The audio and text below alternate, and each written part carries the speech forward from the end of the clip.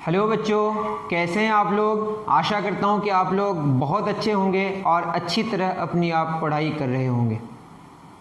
हम लोगों ने शुरू किया था रिफ्रैक्शन ऑफ लाइट, और रिफ्रैक्शन ऑफ लाइट में हमने शुरू में जो चीज़ें होती हैं, जो इंट्रोडक्शन होता है, वो मैंने बता दिया था कि रिफ्रैक्शन बेसिकली क्या होता है, मीडियम चेंज करता है। और मीडियम जब चेंज करेगा तो ज़रूरी है क्या चेंज करना, स्पीड चेंज करना। और हमने बताया था जब तक सोर्स चेंज नहीं होगा तब तक फ्रीक्वेंसी चेंज नहीं होगा, और जब तक फ्रीक्वेंसी चेंज नहीं होगा तो उसका कलर में कोई बदलाव नहीं आएगा।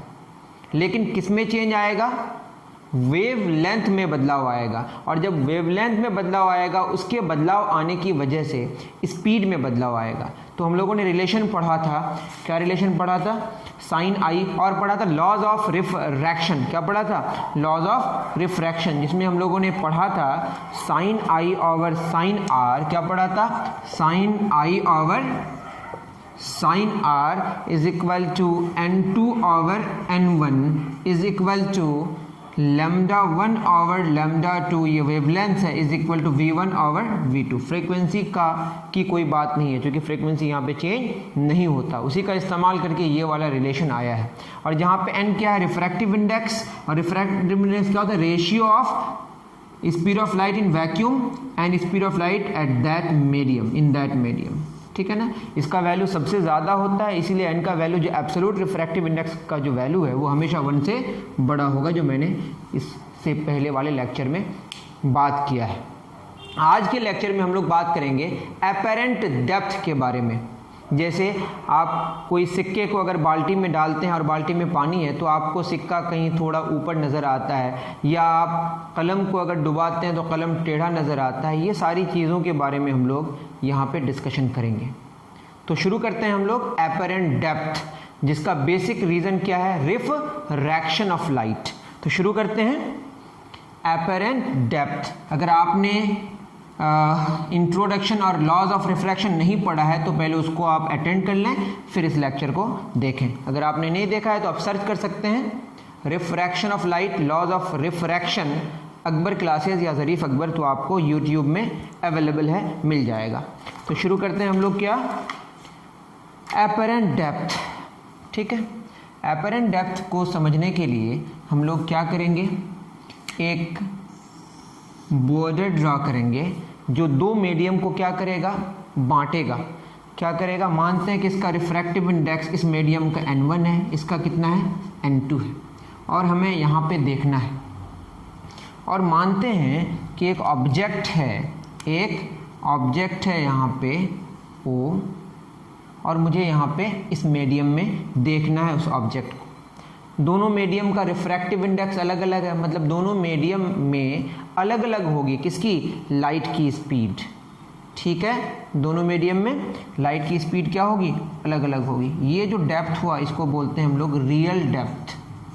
क्या बोलते हैं इसको, real depth is equal to D. मान लिए कि रियल डेप्थ कितनी है, डी है।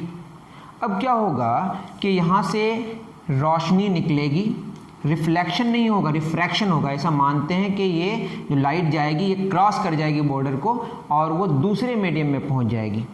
तो दूसरे में पहुंचेगी तो क्या होगा, मानते हैं कि ये डेंसर है अभी, मान लिया, और ये रेयरर है। मानते हैं कि पानी में है ऑब्जेक्ट और हम हवा में देख रहे हैं। ठीक है, अब क्या होगा, यहाँ से जो लाइट जाएगी ये कौन सा रे है, इंसिडेंट रे, और इंसिडेंट रे अगर नॉर्मली आके गिरेगी तो नॉर्मली ही चली जाएगी। किस में बदलाव आएगा, उसके स्पीड में बदलाव आएगा। ठीक है, दूसरा रेडिएशन ले रहे हैं, दूसरा रे ले रहे हैं, ऐसा ले रहे हैं जो क्या होगा, यहाँ पे हमको नॉर्मल ड्रॉ करना है। और अगर ये डेंसर है और ये रेयरर है तो वो नॉर्मल से क्या होगा, दूर जाएगा। नॉर्मल से क्या होगा, मतलब उसकी स्पीड बढ़ जाएगी, उसकी स्पीड क्या हो जाएगी, बढ़ जाएगी। ये नॉर्मल है, ये जाना चाहिए था सीधे, लेकिन किधर गया, इधर चला गया। ये आपका क्या हो गया, रिफ्रैक्टेड रे। अब ये रिफ्रैक्टेड रे और ये क्या है, रिफ्रैक्टेड रे। यहाँ पे जो भी रहेगा, यहाँ पे इस रीजन में कोई आँख है, यहाँ पे कोई इसको क्या कर रहा है, देख रहा है, तो उसको कहाँ दिखाई पड़ेगा, उसको दिखाई पड़ेगा, क्योंकि इधर जाके तो मीट कभी करेगा नहीं, ये वर्चुअली कहीं मीट करेगा यहाँ पे कहीं आके। तो यहाँ पे आपका क्या बनेगा, ये इधर और ये इधर, यहाँ पे मीट किया तो यहाँ पे क्या बना आपका, इमेज। अब आपको दिखाई वो पड़ेगा जो आपकी आंखों में जा रहा है। तो आपकी आंखों में जो जा रहा है वर्चुअली आपको यहाँ पे इमेज दिखाई पड़ेगा। तो ये जो डेप्थ होगी जो आपको दिखाई पड़ेगा ये आपका वर्चुअल डेप्थ, एपेरेंट डेप्थ। कौन सा डेप्थ है ये? Apparent depth.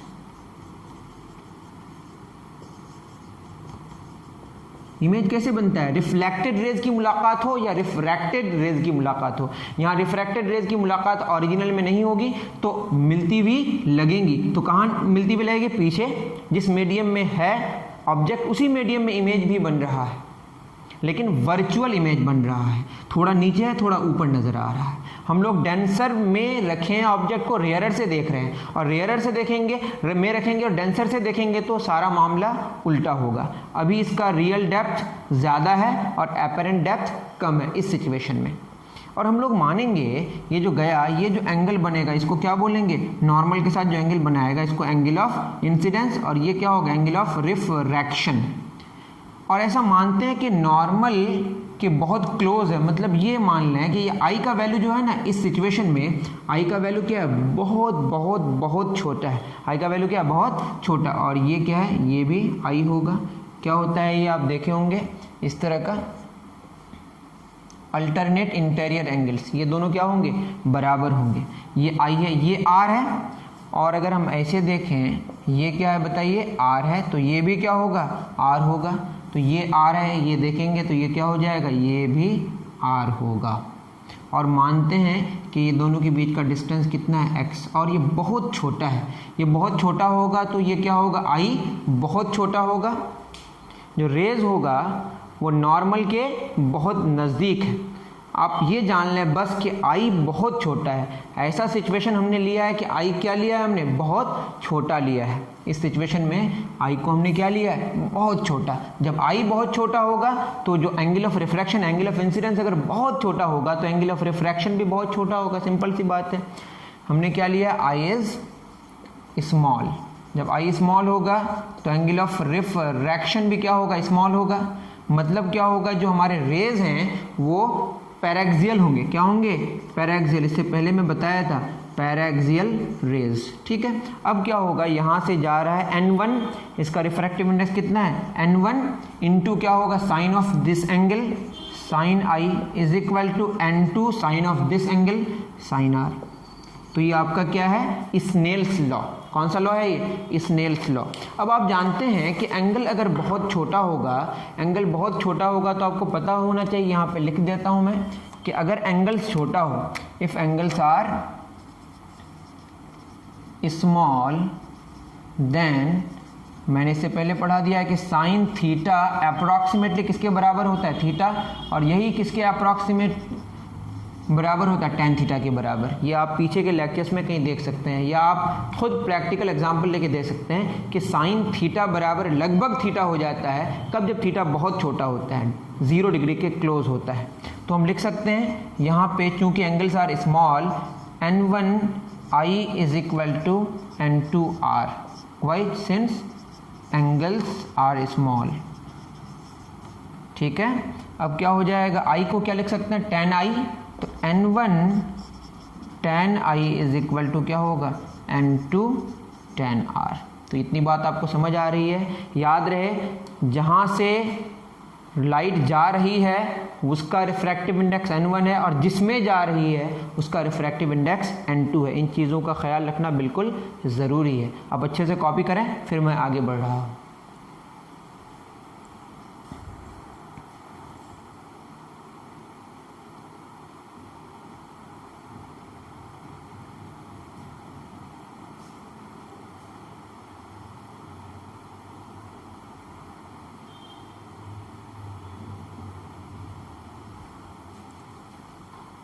चलिए कॉपी कर लिए होंगे।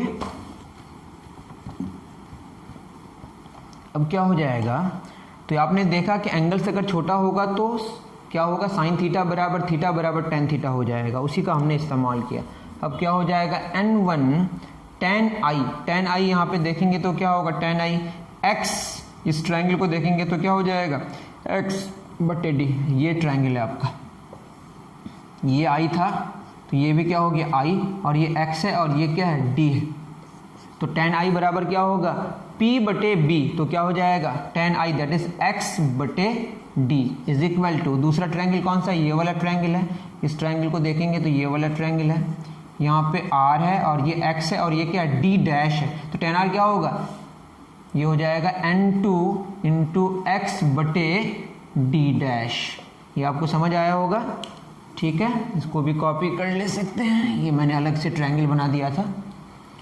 N1 tan I, tan क्या हो जाएगा P बटे B, tan R P बटे B, यहाँ पे x x क्या हो गया, कैंसिल हो गया, तो आपका आ गया D डैश बटे D बराबर N2 बटे N1, या N2 बटे N1 बराबर क्या हो गया बताइए, एपरेंट डेप्थ बटे रियल डेप्थ, ये फॉर्मूला हो गया। आपको यहाँ पे क्या ध्यान देना है कि N2, याद रहे कि यहाँ पे मैंने पैरेक्सियल रेज लिया है, ये एक्चुअल फार्मूला नहीं है। एक्चुअल फार्मूला इसीलिए नहीं है क्योंकि हमने यहाँ पे अप्रॉक्सीमेशन लिया है। क्या अप्रॉक्सीमेशन लिया है कि एंगल्स को छोटा माना है, और जब एंगल्स को छोटा मानेंगे तो tan थीटा बराबर साइन थीटा मान सकते हैं, उसका इस्तेमाल करके ये रिजल्ट सामने आया है। ठीक है, तो हम लोग ये इस्तेमाल कर सकते हैं अगर ये सिचुएशन हो तो, और ज़्यादातर हमें यही सिचुएशन मिलेगा। तो ये फार्मूला इस्तेमाल कर सकते हैं कि N2 और N1 का रेशियो एपरेंट डेप्थ बटे रियल डेप्थ। क्या है N2, जिसमें रेज जा रही हैं, N1 जिससे रेज जा रही है, इसका ख्याल रखना है। बात समझ आ रही है? तो ये आप नोट डाउन कर लें। तो ये फार्मूला आपका आ गया और बहुत ही इंपॉर्टेंट फार्मूला है। इसमें कुछ इंपॉर्टेंट पॉइंट्स है जो आप नोट करते जाएं। Important points, number 1, rays should be paraxial, मतलब एंगल्स को क्या लेना है, rays should be paraxial, angles are small. दूसरा N2 क्या होगा, N2 होगा उस वाले मीडियम का रिफ्रैक्टिव इंडेक्स, उस वाले मीडियम का रिफ्रैक्टिव इंडेक्स जिसमें रेज जा रही हैं। ये N2 था, ये N1 था और ये क्या था N2, जिसमें रेज जा रही हैं। तीसरा N1 क्या होगा, उस वाले का जिससे रेज जा रही हैं। N2 जिसमें रेज जा रही हैं वो वाला मीडियम, N1 जिससे रेज जा रही हैं या जिससे रेज आ रही है, वो की बात है। और D एंड D डैश कहाँ से लेते हैं हम लोग, सरफेस से, जो दोनों को क्या करता है, बांटता है। D और D डैश ली जाती हैं कहाँ से, सरफेस से, उसकी दूरियां कहाँ से ली जाती हैं, सरफेस से। इसका ख्याल रखना है। क्या क्या बात याद रखनी है कि एंगल्स को हमने छोटा माना है, पैरेक्सियल रेज हैं। N2 जिसमें लाइट जा रही है, रेज जा रही हैं, और N1 जिससे जा रही है उसका रिफ्रैक्टिव इंडेक्स। D और D डैश की जो डिस्टेंसेज हैं वो कहाँ से ली जाती हैं, सरफेस से। ये सारी बातें आपको ख्याल में रखनी है। करें नोट डाउन।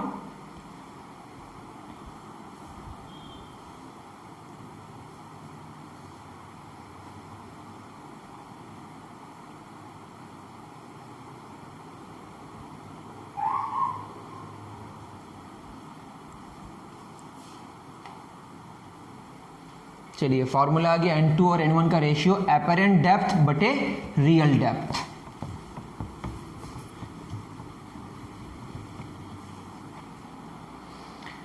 तो हमने पढ़ा है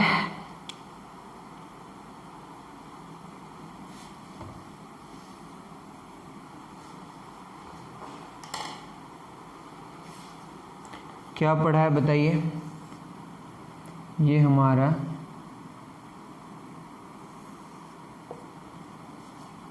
डेंसर मीडियम है और रेयरर मीडियम है। डेंसर का जो रिफ्रैक्टिव इंडेक्स है वो N1 है और इसका N2 है, ठीक है। और डेंसर का मतलब रिफ्रैक्टिव इंडेक्स क्या होगा, ज़्यादा होगा। जिसका ज़्यादा रिफ्रैक्टिव इंडेक्स होगा उस मीडियम में लाइट की स्पीड क्या होगी, कम होगी। उस मीडियम में लाइट की स्पीड क्या होगी, कम होगी। ये जाना चाहिए था किधर, सीधे। और हम लोगों ने क्या फार्मूला पढ़ा है, N1 sine i is equal to क्या होगा N2 साइन आर। वैसे भी मैं बता चुका हूँ कि दूर जाएगा नज़दीक जाएगा, यहीं से हम लोग समझ जाएंगे। साइन आर क्या हो जाएगा N1 बटे N2 into sine i. Sine r यहीं पे रख दीजिए, N1 बटे N2 इंटू साइन आई, ये फॉर्मूला आ गया। अब यहाँ पे अगर आप देखें N1 अगर N2 से ज़्यादा होगा, N1 अगर N2 से ज़्यादा होगा तो N1 N2 से ज़्यादा होने का मतलब ये क्या इम्प्लाई कर रहा है कि N1 और N2 का जो रेशियो है 1 से बड़ा होगा। 1 से बड़ा मतलब साइन आई को 1 से मल्टीप्लाई करेंगे, 1 से ज़्यादा से मल्टीप्लाई करेंगे तो इसका वैल्यू और भी ज़्यादा हो जाएगा, इसका वैल्यू और भी ज़्यादा हो जाएगा। तो यहाँ से ये इम्प्लाई कर रहा है कि साइन आर का वैल्यू साइन आई से क्या होगा, साइन आर का वैल्यू साइन आई से ज़्यादा होगा, साइन आर का वैल्यू साइन आई से ज़्यादा होगा। और अगर एंगल ज़्यादा होता है साइन में 0 से 90 डिग्री के बीच तो सॉरी अगर साइन का वैल्यू ज़्यादा होता है तो उसका एंगल का भी वैल्यू क्या होगा, ज़्यादा होगा। तो आर आई से ज़्यादा होगा, आर आई से क्या होगा, ज़्यादा होने के लिए क्या होना पड़ेगा, इसको नॉर्मल से दूर जाना पड़ेगा। ये आपका आई का वैल्यू है और ये आर का वैल्यू है।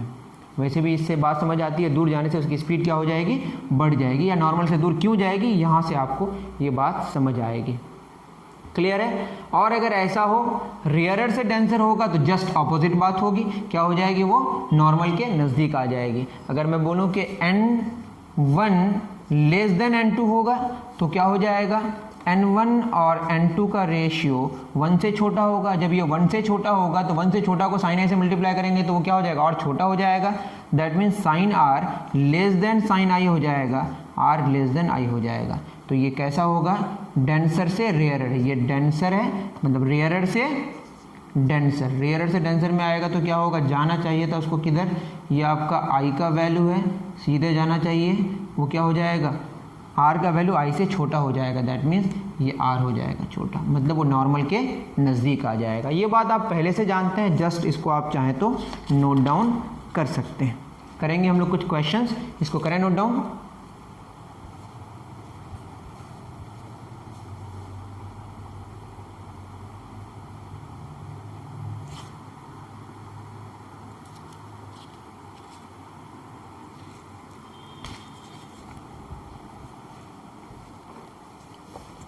चलिए एपरेंट डेप्थ से रिलेटेड कुछ क्वेश्चंस कर लेते हैं, फिर हमारा कॉन्सेप्ट थोड़ा सा और भी क्लियर हो जाएगा।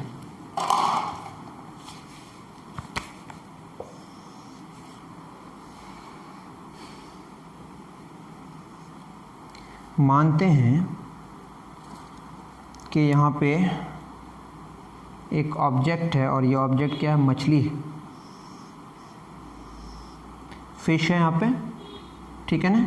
और ये फिश इस सरफेस से जो दो अलग अलग मीडियम में इसको बांट रहा है, इसका इस मीडियम का रिफ्रैक्टिव इंडेक्स 4/3 है, जिसमें कौन है, फिश है। और जिसमें हम देखेंगे फिश को, या जिसमें एक बर्ड भी है, यहाँ पे एक बर्ड, ठीक है ना। ये बर्ड कितना हाइट पे है, 24 मीटर की हाइट पे है, और ये कितना डेप्थ में है, 36 मीटर के डेप्थ में। जिसमें बर्ड रखा हुआ है, उस बर्ड जिस मीडियम में है उसका रिफ्रैक्टिव इंडेक्स, उस मीडियम का रिफ्रैक्टिव इंडेक्स 1 है, मतलब एयर है या फ्री स्पेस माने। और जिसमें मछली है, पानी में ही रहेगा, उसका रिफ्रैक्टिव इंडेक्स 4/3 है। ये है आपका क्वेश्चन में गिवन। क्वेश्चन में कहा है नंबर 1 जो निकालना है, क्वेश्चन है कि apparent height of bird with respect to fish, of bird with respect to fish क्या होगा, ये क्वेश्चन है। क्वेश्चन में क्या बोला है कि फिश के रिस्पेक्ट में बर्ड की क्या हाइट होगी, मतलब फिश व्यूअर है, उसके रिस्पेक्ट में इसकी क्या हाइट होगी। मेरी बात समझ आ रही है। तो यहाँ पे देखना है, तो वहाँ से रेज यहाँ आएंगी। अभी आपको क्या समझना है, इस क्वेश्चन के अकॉर्डिंग आपको ये समझना है कि बर्ड से रेज निकलेंगी और किस में आएंगे, फिश के पास, ठीक है। ये कौन सा मीडियम है बताइए, ये है आपका रेयरर मीडियम, और ये कौन सा मीडियम है, डेंसर मीडियम, ठीक है। करते हैं, 36 मीटर है, हमें पता है फॉर्मूला, क्या पता है कि N2/N1 बराबर D'/D। N2 क्या है, जिसमें लाइट जाएगी, जिसमें रेज जाएंगी, लेकिन देखना किसको है, हमें इसका देखना है, क्या बोला है, एपरेंट हाइट ऑफ बर्ड का जो एपरेंट हाइट होगा वो हम जानेंगे। अब बताइए ये आपका, इसके बारे में हम बात करेंगे। तो यहाँ से रेज निकलेंगी, किस में आएगी, मछली वाले मीडियम में, मछली जिसमें रखा हुआ है, ठीक है। तो N2 कौन सा वाला लेंगे, जिसमें मछली रखी हुई है। तो मछली जिस मीडियम में रखी हुई है उसका रिफ्रैक्टिव इंडेक्स N2 होगा, और N2 कितना है आपका 4/3, और जिससे आ रही है उसका रिफ्रैक्टिव इंडेक्स 1 है। D डैश ये हमें जानना है, एपरेंट हाइट, और रियल में कितनी है, रियल में आपका 24 है। तो क्या हो जाएगा बताइए, D dash is equal to 4/3 गुना 24, तो 3 8 है 24, 8 चौक 32 मीटर। तो एक बात समझ आ गई कि इसकी जो एपरेंट डेप्थ है वो कहीं यहाँ पे है, ये एपरेंट वाला है, यहाँ डैश ला देते हैं। तो ये कितना हो गया बताइए, ये आपका हो गया 36 मीटर। लेकिन किसके रिस्पेक्ट में आपको लेना है, मछली के रिस्पेक्ट में। तो रिक्वायर्ड हाइट क्या हो जाएगा, 32 प्लस कितना 36, कितना हो जाएगा 6 2 8 3 3 6, कितना मीटर 68 मीटर। आप चाहें तो इसका रे डायग्राम भी कर सकते हैं, मैं उस झमेले पे नहीं पड़ रहा, क्योंकि इससे पहले मैंने आपको बता दिया। बस फॉर्मूला का इस्तेमाल कैसे करना है वो आपको मैं बता रहा हूँ। करें नोट डाउन।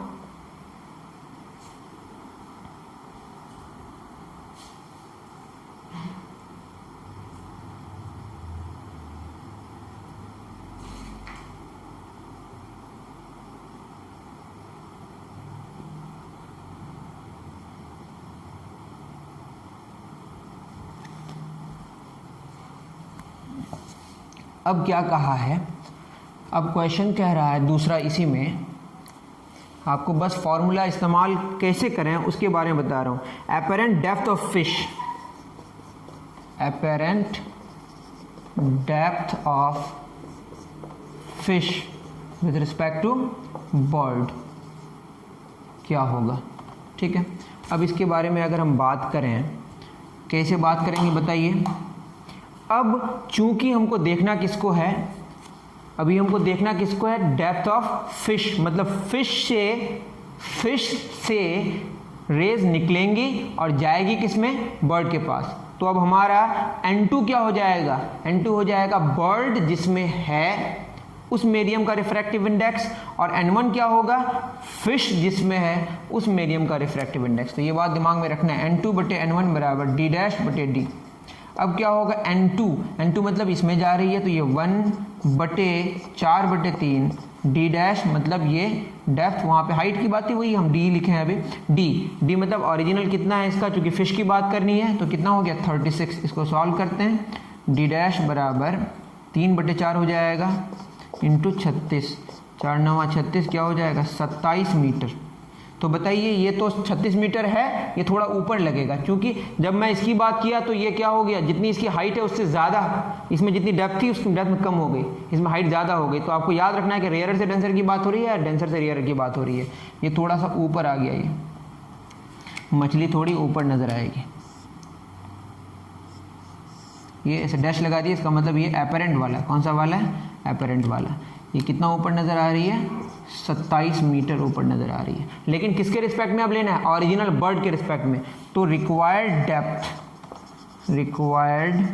डेप्थ कितना होगा, 27 प्लस 36, 7 6 13 का 3 हासिल 1 1 3 1 4 2 63 मीटर। कितना आंसर हो गया 27 प्लस 36 नहीं है 24 है, मैंने गलत किया है, यहाँ क्या हो जाएगा 24, 7 4 11 का 1 हासिल 1 2 2 4 1 5 51 मीटर। ये बात आपको समझ आ रही होगी। कब N2 लेंगे कौन सा, कब N1 लेंगे कौन सा, ये आपको ख्याल में रखना है, ठीक है। करें नोट डाउन, ये एक अच्छा क्वेश्चन है।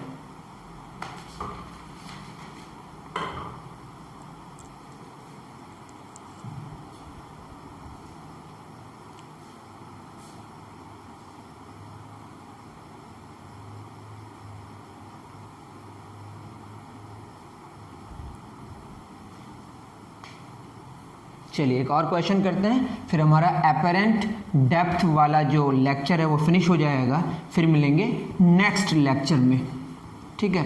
एक क्वेश्चन और कर लेते हैं। क्या क्वेश्चन कहता है, इसमें वर्चुअल ऑब्जेक्ट, आपको पता होगा किसको वर्चुअल ऑब्जेक्ट कहते हैं।